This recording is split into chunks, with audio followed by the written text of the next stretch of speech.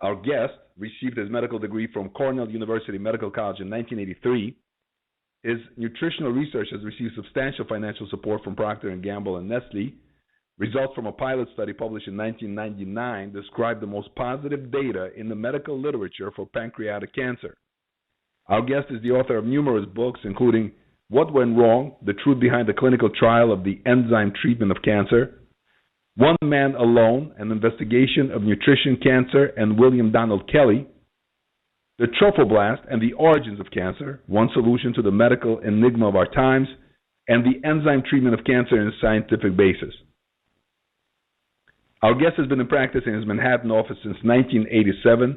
For more information, please go to dr-gonzalez.com. Our topic, enzymes, the Gonzalez nutritional approach to cancer. It is my great pleasure to have on Health Media Live, Dr. Nicholas Gonzalez. Welcome to the program. Oh, thank you for having me. It's so great to be here and have a chance to talk about our work. Well, I appreciate that, Dr. Gonzalez. First of all, I wanted to begin this with, you have been a passionate proponent of these creative, innovative approaches to cancer. You are, in this whole healthcare industry, one of a few that are actually willing to step out of the box, so to speak, and be able to bring some creativity and some efficacy to your work. I'm just wondering what made you go in this direction? Why would you want to be a rebel, I guess, in this whole industry of healing? Well, it's kind of an interesting question. When I went to medical school at Cornell, I was really intent on having a basic science research career at Sloan Kettering. Sloan Kettering is one of the teaching institutions of Cornell, which is the medical school is located here on the Upper East Side of Manhattan, where I have my office. And I chose Cornell because I wanted to work at Sloan Kettering and spend my life there. And I wanted to work specifically under the man who was then president of Sloan Kettering, Robert Good, who was very well known as an innovative cancer researcher. And when I was a second-year medical student, I happened to come across the work of William Kelly, who was an eccentric dentist who was practicing in Dallas at the time. He was one of the first unconventional practitioners in the U.S. to try and treat cancer solely with nutrition.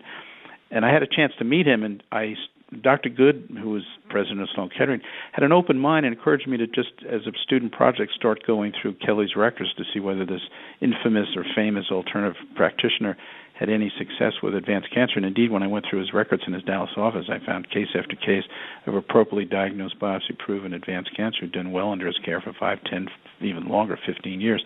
As a result of that, Dr. Good suggested we develop that into a formal research study, which I finished when I was doing my fellowship in immunology under his care. So it actually started a kind of a fluke that I had this chance to meet William Kelly, and I guess I had an open enough mind, even though it was kind of on a very orthodox conventional research track, to kind of look into Kelly's work and found, extraordinary results. And whether it was, moon dust or nutrition, it didn't matter. The guy was getting success. And that changed my career. And, of course, it led me down a path I never expected to follow when I first was going into medicine. It was quite, I never thought I'd be of someone in the alternative medical world. I expected to be very conventional.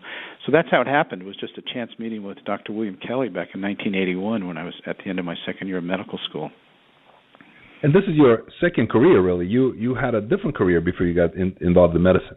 That's correct. I was a journalist and investigative reporter. My first job after college was at Time Inc., and my goal in life was to be a writer, and I wanted to write books and novels and nonfiction and fiction and all the usual things that journalists want to do. And I had a very fortunate career. Got to travel, got to meet all kinds of different people. One of my editors had actually suggested or actually challenged me to start doing some medical investigative stories. And I said, that's the dullest thing that ever could possibly be. Who would be interested in doing medical stories? But he made it seem interesting, so I agreed to do it. One of my first stories was on cancer prevention. I got to meet and interview people like Linus Pauling and some really smart people that really got my interest. I realized there's some really smart, creative people in the sciences and not all these dull pedants in ivory towers, that they're really smart people doing creative work. And through Linus Pauling, I got increasingly interested in nutrition and cancer. And he actually challenged me to go to medical school, which I thought was almost a joke when he first said it. I had no pre-med. I'd gone to Brown University as an undergraduate where they didn't have any required courses. So at age 29, in 1977, I had to give up my journalism career, my apartment, and go live with my parents in Queens and do my pre-med work at Columbia, which I did in 2 years, and then applied and got in and went to Cornell because, again, I wanted to work under Robert Good at Sloan Kettering. So, yeah, I had a second career. It was kind of an interesting series of events that led me into medicine through my journalism work.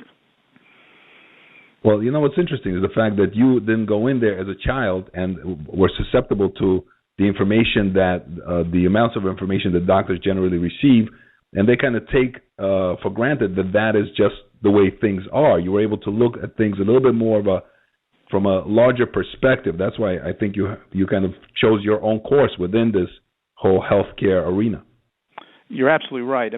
Most of my colleagues in medical school were 22 years old, and they'd already been brainwashed that the medicine is this wonderful thing, whatever the professor says is true. I'd been an investigative journalist, and I knew people in power and people in authority lie, cheat, steal. I mean, some of them are honest, some of them aren't. So I went in there with this kind of skepticism about what anyone tells me, because just my training as a journalist. I had some very good editors. About this in the old days before the internet, when journalism was a legitimate profession, and I took it very seriously.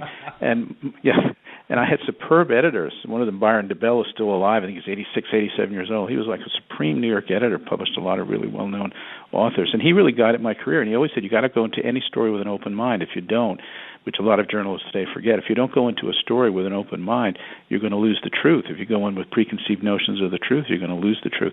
So that was kind of instilled in me. It was part of my genetics when I went to medical school. So when I met Kelly, he was this alternative guy. He'd been involved with the Steve McQueen thing. He was on all the newspapers and the media and TV being blasted as this sleazy quack stealing money from unsuspecting cancer victims. I found him to be quite the opposite, a very serious kind of introverted researcher trying to help people.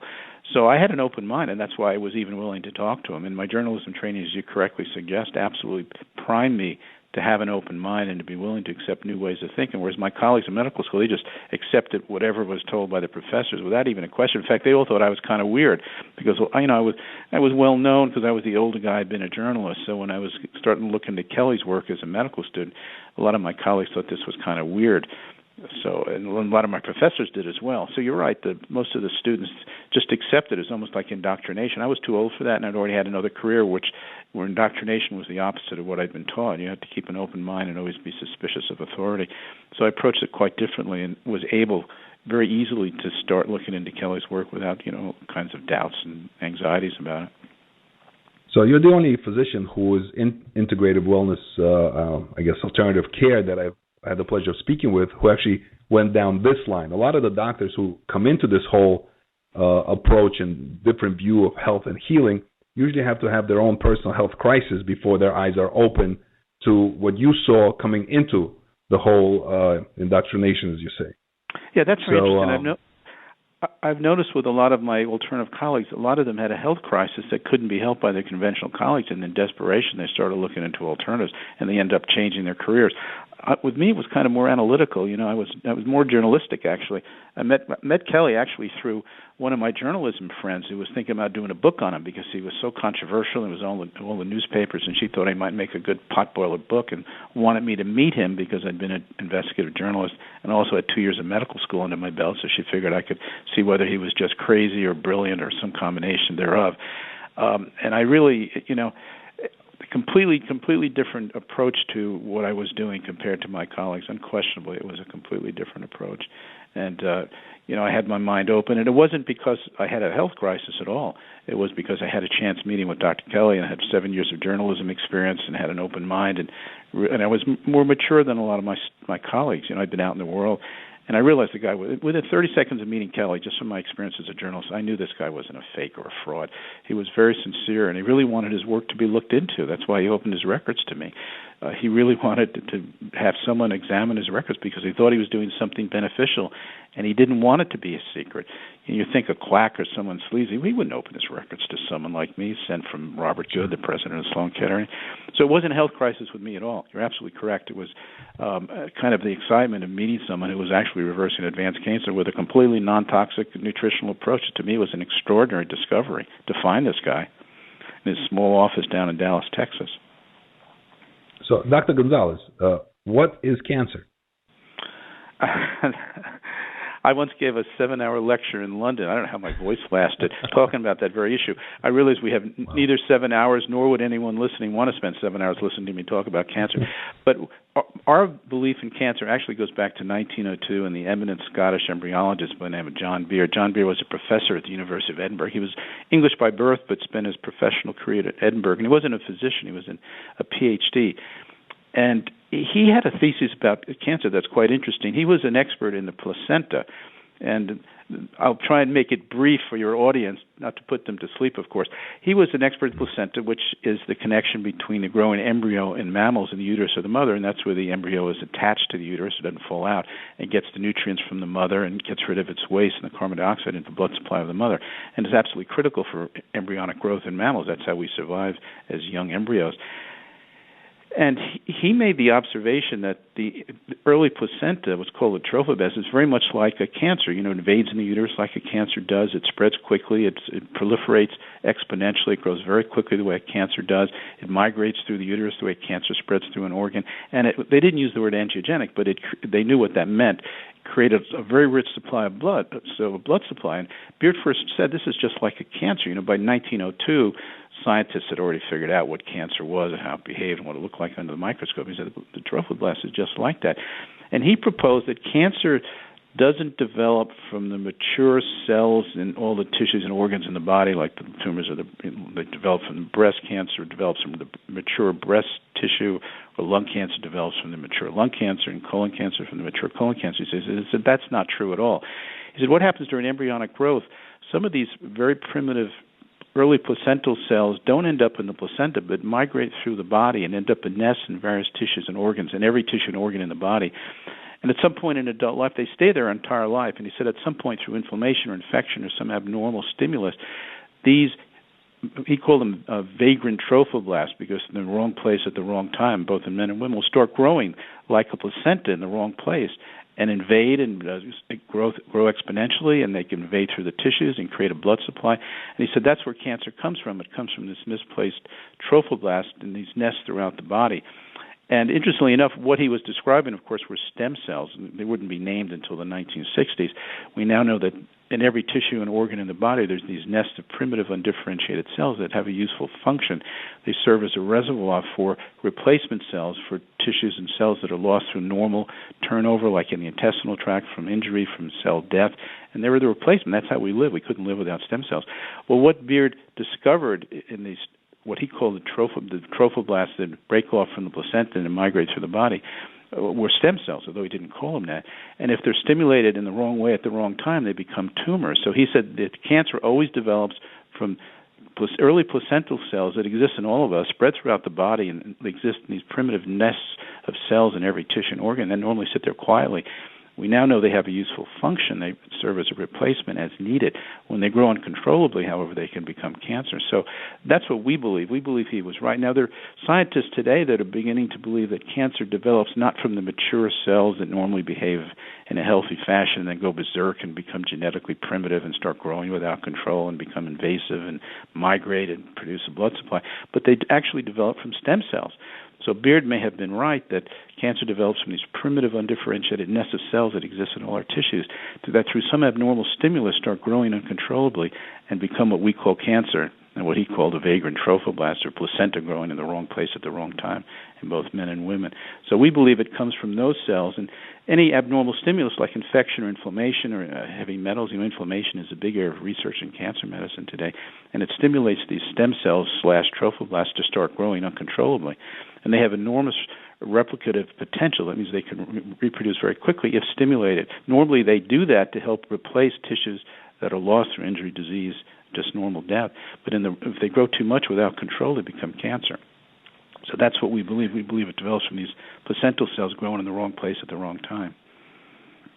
So the usual approach is chemotherapy, surgery, and radiation. And the goal is generally to remove these tumors from the body. But generally speaking, one of the doctors I once interviewed spoke about the importance of the terrain and how the things we do on a daily basis can actually stimulate and create the environment for cancer, as well as help reverse cancer. What can people do? What do people do to embrace the type of lifestyle that can either make them impervious to diseases like cancer, or if they were diagnosed recently, what can they do to begin reversing it through different natural approaches? Well, first, your point is very well taken and very well spoken. One of the interesting things when I was doing an investigative story into cancer prevention, one of the first pieces on cancer prevention, 1975, that created a lot of publicity. When I was interviewing these researchers, I believed at that point that, it's just luck of the draw. You live in fear that you may get cancer, you may not. And they said, well, no, it isn't really that ominous, that we can do things to prevent, like, cigarette smoking is the obvious, a couple 100,000 cases of cancer linked directly to cigarette smoking. But even at that time in the 1970s, pioneering researchers like Linus Pauling and Ernst Winder, who first proved that cigarette smoking leads to cancer, and he got interested in nutrition, was saying nutrition, good nutrition, proper nutrition, trace minerals, certain vitamins like vitamin C and E, protect against cancer. To me, this was a revelation. It was just extraordinary, and that really affected my research goal when I went to Cornell. So unquestionably, even then, going back 40 years now, scientists and researchers at the highest level, Linus Pauling had 2 Nobel Prizes, Ernst Winder was famous for his work with tobacco and cancer, we're saying diet is really the key to cancer. Get rid of carcinogens, but diet is the key to protect and even to treat cancer. And then, of course, I met Kelly, who was reversing advanced cancer with a diet. Well, there are basic things that anyone can do first. You need to avoid toxic exposure as much as possible. Look, there are 79,000 chemicals being released in the environment. We can't protect ourselves from all of them. There's mercury in the air in New York City. So I live in New York. I breathe. I get mercury. But there are things you can do to minimize. You don't smoke. Eating organically is absolutely critical. Forget these idiotic studies that say organic doesn't make a difference. It makes a difference. Thank you very much. Sir Albert Howard's research going back 90 years conclusively shows that organic food is not only healthier in terms of the nutrient supply, it's more nutrient dense, but you lack the toxic chemicals like pesticides. Pesticides are neurotoxins. That's how they kill insects. They poison the nervous system. You shouldn't be taking in neurotoxins. Oh, the amount's small, but when you eat, 3 meals a day for 70 years of your life, that's a heck of a lot of pesticides that get stored in your cells. And a lot of these pesticides stay stored in your cells. So you want to avoid toxic chemicals as much as humanly possible in this very polluted 2015 world. You don't smoke, you don't drink, you eat organically, you eat as clean food as possible. Use a water filter. Chlorine is carcinogenic. Any research chemist knows that, but, it's in all the water supplies. They don't know what to do about it, so they keep using it. It's carcinogenic. Fluoride, some believe, is carcinogenic. So you want to avoid all those chemicals. Use a water filter. Now, a lot of alternative doctors promote one diet for everybody. One of the unique things about what we do, which I learned from Dr. Kelly, so I'm not giving myself credit, is different people need different diets. We have 10 basic diets that range from largely plant-based raw foods to like an Atkins diet, red meat 2 or 3 times a day. And we have dozens of variations of the 10 basic diets. Different people need different diets. So what we do in our practice is we try and design a diet specifically for a patient's metabolic needs, and everybody's physiology is different. Everybody needs different nutrients and different types of foods. You'll say, that's too complicated. I'm just a person out here in Long Island or wherever. How do I figure it out? Well, interestingly enough, forget the experts. Usually your instincts will tell you what you should eat. Genetic meat eaters, we call them our Eskimo patients. Eskimos live in nothing but fatty red meat. They really thrive on red meat, and they love it. They dream about pot roast. Genetic vegetarians gag at the thought of pot roast. They gag at the thought of, a steak with the fat. They want fruits, vegetables, nuts, seeds, and grains. Vegetarian patients are the kind of person that can have a salad or a piece of fruit for lunch and feel good for the next 6 hours. They shouldn't be eating red meat. Balanced people do well at a smorgasbord, as Kelly said, at a buffet. They like a variety of foods, fruits, vegetables, nuts, seeds, and grains, fish, poultry, some red meat. They even do well with dairy. So often your own instincts will tell you what you should eat. What happens with people, their minds get screwed over by experts who tell people that, you should be on one kind of diet, that everyone should be a vegetarian, everyone should be a meat eater, or everyone should be on the Mediterranean diet. In fact, different people need different diets. Forget experts. Forget even me. Go by your own instincts. Yes, nobody should eat white sugar. No one should eat white flour. But you should follow your instincts in terms of the food you like. If you really crave pot roast with baked potato, you need to eat it. If you crave a salad for lunch and nothing else, that's what you need. Of course, again, the food should be organic. No refined foods. No white flour. No white bread. No white rice. All the nutrients are removed. Forget GMOs. I believe GMOs are toxic and poisonous. Non-GMO. Organic, of course, always. When you're eating organically, you're not going to be getting GMOs, those genetically modified foods, frankenfoods as they're affectionately called. So you want to avoid the synthetic, the chemicalized food. If you can't pronounce it, you shouldn't be eating it. Food in as natural source of form as possible. Locally grown is useful. It's not always practical in a place like New York, but locally grown. When you transport food long distance, you lose a lot of nutrition. That's been proven. It takes 7 days to get something from California. You're going to lose nutrient value. So in as natural a state as possible, Go by your instincts, eat organically, avoid chemicalized food, processed food, synthetic food, refined food. Avoid all that stuff. It's just toxic and it's not going to help you at all. And there are certain nutrients that are very useful, for everybody. Again, we use different supplement protocols for different people, but certain basic nutrients like vitamin C, vitamin E, selenium has a pronounced anti-cancer effect. That's been documented repeatedly. And, of course, in our treatment protocols, we use the vitamins, minerals, and trace elements, but the main anti-cancer element are large doses of pancreatic enzymes. Pancreatic enzymes are identified 1858. They've been around for 150-plus years. They're known as digestive enzymes. That's how we break down proteins, fats, and carbohydrates. But Dr. Beard, going back to him, the embryologist, he suggested in 1902 that pancreatic enzymes, above and beyond their digestive, well-known, well-documented capability, also represent the body's main defense against cancer and would be useful as a cancer treatment. In both animal studies and clinical studies going back 100 years ago, he proved that. So the essence of our anti-cancer program, pancreatic enzymes, and we believe everybody who's interested in cancer prevention, yes, you should take vitamin C and vitamin E and selenium, eat a whole foods diet, but also take some pancreatic enzymes. Just get them from the health food store. They're over the counter. You don't need a prescription. Take some with meals. Now, in our treatment protocols, we'll give people 100 to 120 capsules a day. We get really aggressive depending on the cancer and the extent of disease. But prevention, you take 3 to 5 with each meal. Very, very helpful. We believe that's extremely useful to protecting against cancer, and we use large doses to treat cancer. So enzymes is the protocol that you lean heaviest on? The forte of our anti-cancer protocols are large doses of pancreatic enzymes, which I learned from Dr. Kelly. He was using enzymes in his treatment protocols, and he learned that from Dr. Beard. And he'd read Beard in the 1960s, so 60 years earlier, Beard had been active.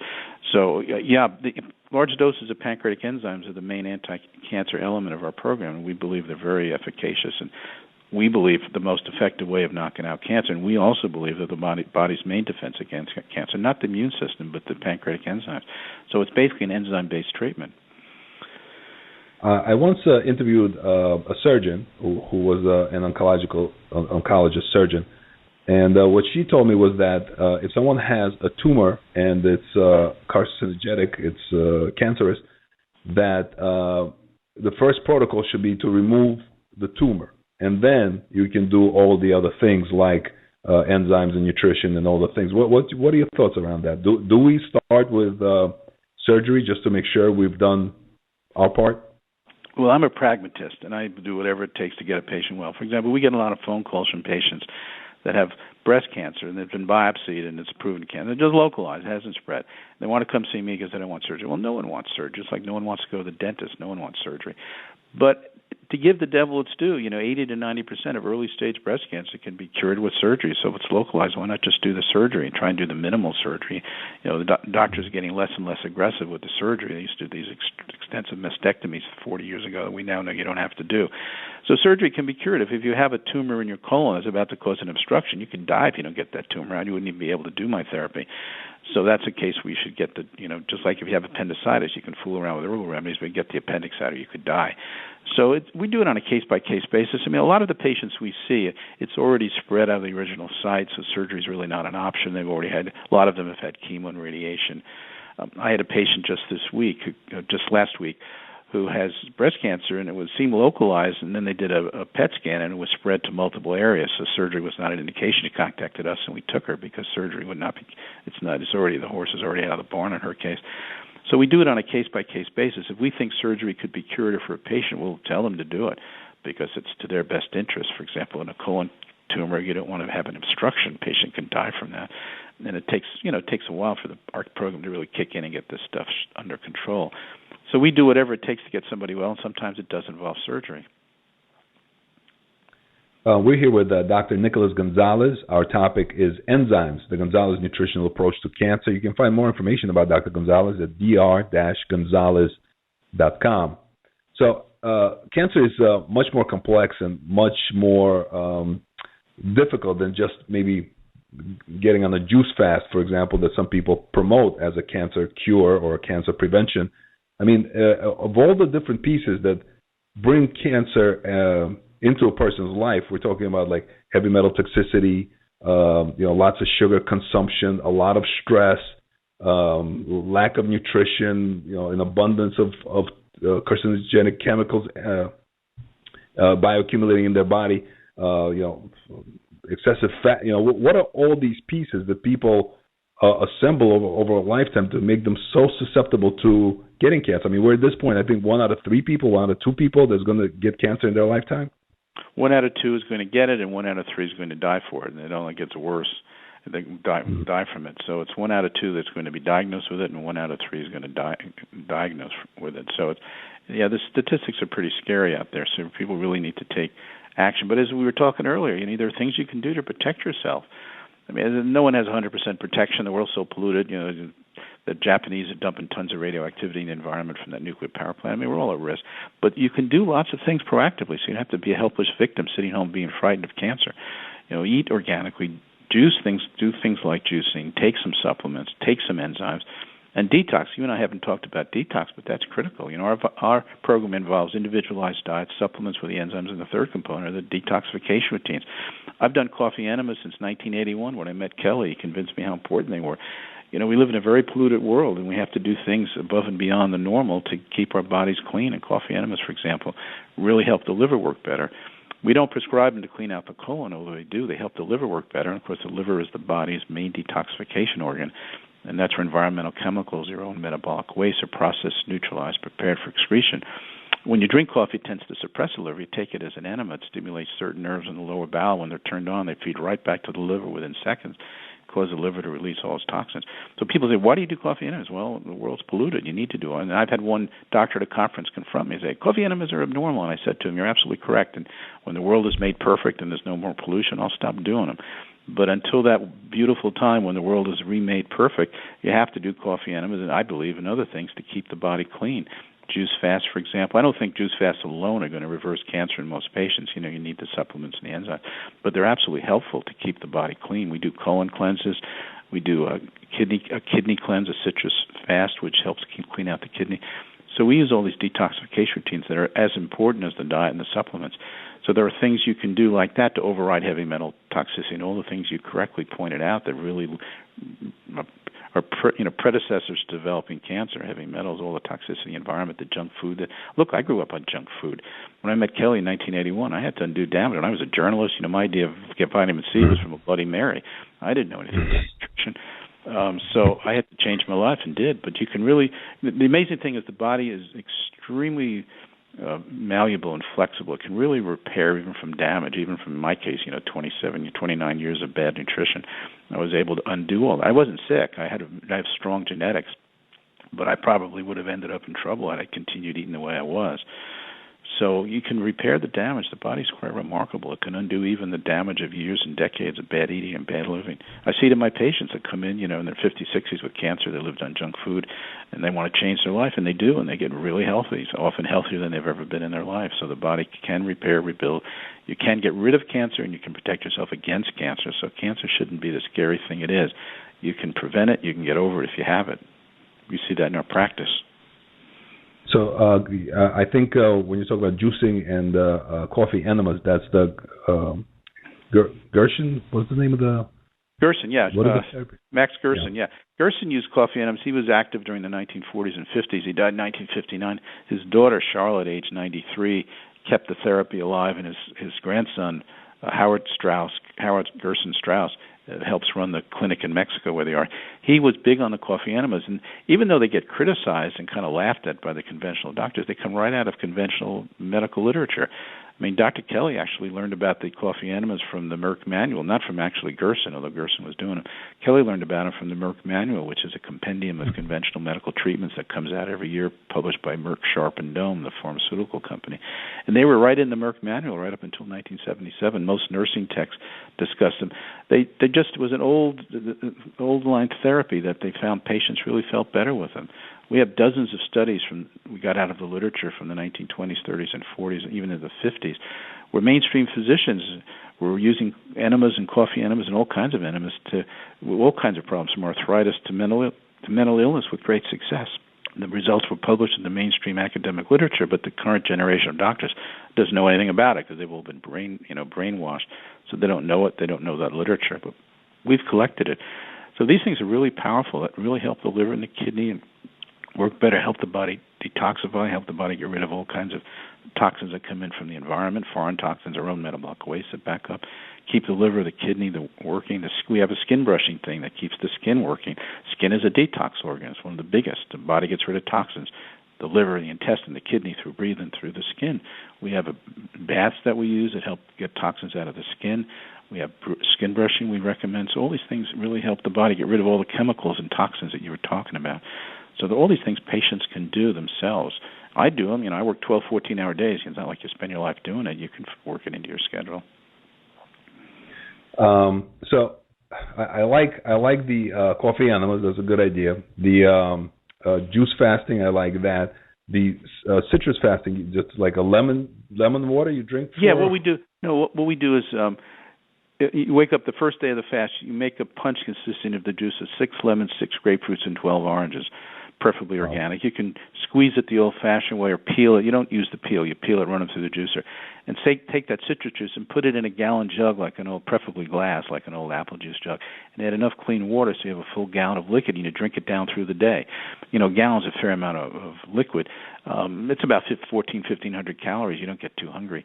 And it's very alkalinizing, and it draws out toxins from every cell in the body and replaces it with this wonderful citrus juice. And then the second day you repeat the whole thing, another gallon of citrus juice. So you drink a gallon each day for 2 days. Sometimes we'll have patients go a third day. By third day, most people restart their regular diet. So it's a 2-day citrus fast, 6 lemons, 6 grapefruits, 12 oranges, and diluted into a gallon of water. If somebody's listening just because they want to lose weight, would that help people to lose weight? Yeah, you do lose weight. It's one of the best things to lose weight, and I have to say I learned this from the Iranian-American Dr. Batman Geldish, who wrote the book Body's Many Cries for Water, so I don't want to claim credit for being the smart guy that figured it out. He said if you drink enough water, it suppresses the appetite. It sounds simplistic, but he said water actually stimulates energy production in the body. A lot of people are constantly hungry, even if they're interested in nutrition, even if they do all the right things, they're constantly hungry. And he said that's because they're dehydrated, and the body is starving for water, and you misplace the thirst instinct for hunger, and you eat. He said if you drink 8 to 10 glasses of water a day, spread through the day, a glass before meals, that stimulates the body to produce energy, and when you produce energy, you're not as hungry. Hunger is the sign the body's deficient in energy, and that's why you get hungry. And if you're dehydrated, you can't produce energy efficiently. If you drink enough water, you produce energy, and it actually suppresses appetite. And I've found that repeatedly with my patients, where they don't even have to restrict calories. What happens when they drink enough water, their appetite goes down naturally, and they just eat less, and you don't have to put them on special foods or restrictive diets. So drinking 8 to 10 glasses of water a day, spread through the diet, a glass before each meal, and you're not hungry, and you produce energy more efficiently. He was one of the first to bring the literature together showing that water actually is involved in reactions in the cell membrane that produces energy, and when you have enough energy produced, you don't have a big appetite.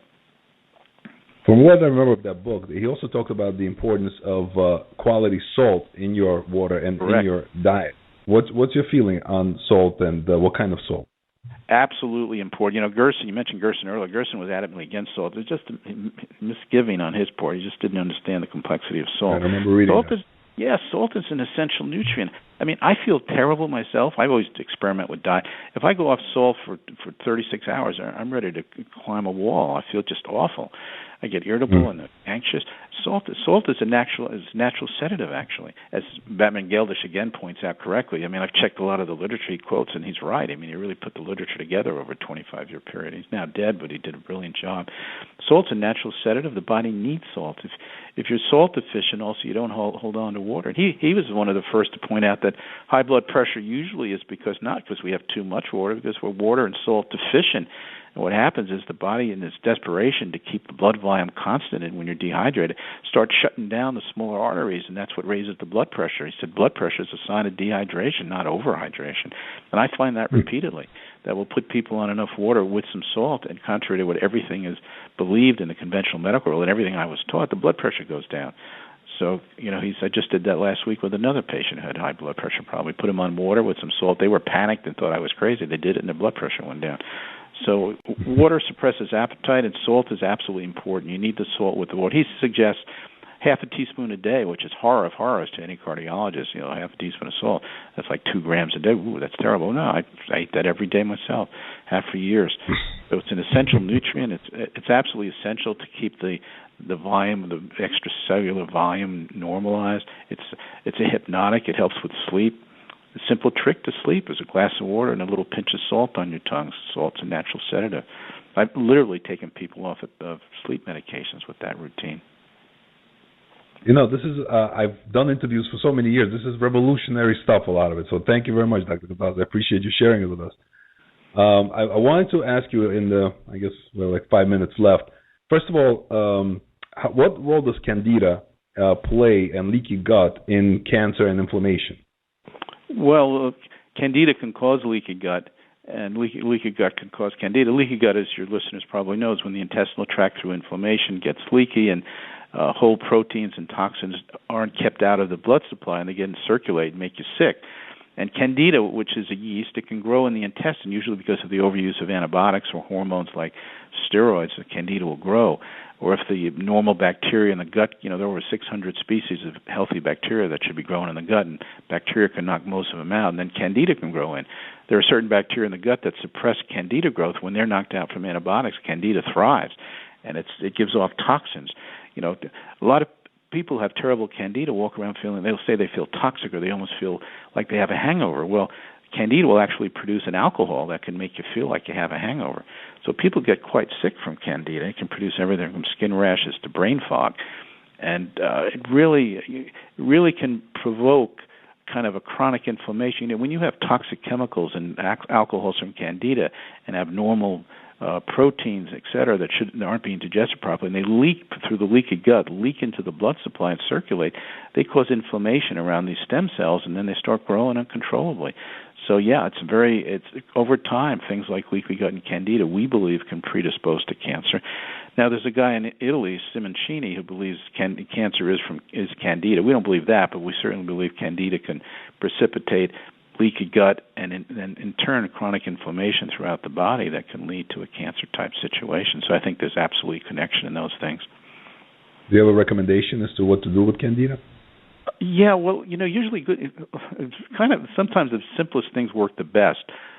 First, make sure you're hydrated normally, because that helps again, going back to Batman Gildish, when you're hydrated, it helps the normal bacteria grow, but a good probiotic. Now, I have no commercial interest in any probiotic, but I like, for someone who has a really bad Candida, the Ohira, he's a Japanese microbiologist, the Ohira probiotic is really terrific. It's a good therapeutic probiotic. Any health food store sells it. And I've had patients with Candida with no probiotic except that works. He also has a propolis supplement. Propolis is that kind of like a bee wax from the bee wax that has an antibiotic effect. It's in the beehives to protect them against bacterial and viral and fungal infections. It has a very powerful antiviral, antibacterial, and anti-candidal function. So his propolis with his probiotic really are very effective. Now there's an enzyme called Candex or Candida that's again in the health food stores. It's an enzyme that kills Candida. Again, I have no involvement with the company at all, but I find that effective in a lot of people. So we'll always put him on a strong probiotic. If it's a really bad case, we'll go with Ohira. It's a little pricey, but it's a terrific probiotic, and it's really worth it. His propolis, and sometimes we use the Candex. Candex can be very effective too. So you need a good probiotic and then some anti-candidal nutrient. Now, there are all kinds of anti-candidal nutrients, grapefruit seed extract, olive leaf extract, caprylic acid. But I find the Candex works well. And with Candex, you don't get a die-off. When the Candida dies, people can often get a Herxheimer reaction, which means you just feel sick from the die-off from the dead fungus. With the Candex, you don't tend to get that too much. And with Ohira and this propolis, you don't get that either. So those three things, the propolis, Ohira, and the Ohira probiotic, and Candex usually knock it out pretty well. And then, of course, we put people on a good quality diet. Also, sugar, of course, feeds Candida. Yeast live on sugar. That's how they ferment. Beer and wine is fermented from yeast. They live on sugar, and they ferment it. And you get sick from that. So you got to cut out any kind of sugar, and initially even minimize honey, maple syrup, molasses. Although interestingly enough, we find a lot of our Candida patients can tolerate a good quality honey like Manuka, which has an anti-Candida effect rather than a pro-Candida effect. But white sugar feeds Candida, unquestionably. The average American eats 164 pounds of white sugar a year, and it's just feeding yeast. It lives on it, loves it. So you've got to cut out sugars, refined sugars completely. We're here with Dr. Nicholas Gonzalez. Our topic, enzymes, the Gonzalez nutritional approach to cancer. And Dr. Gonzalez, in about a minute that we have left, if anybody who's listening to us would want to schedule an appointment and come see you and get some of your advice in person, how do we do that, and where do we start? Well, we get more requests from patients than we can possibly see, but we do take new patients all the time. If we don't think we can help, we'll tell you. If we think we can help, we'll find a way to see you. Our website has a section on how to become a patient. You go to www.dr-gonzalez, and my name is a Z at the end, not an S, GONZLEZ.com. There's a section on how to become a patient. It discusses, we do it intensively. We'll spend 4 to 5 hours with each new patient over 2 days. Wow. And you have to send in, what we do is very individual.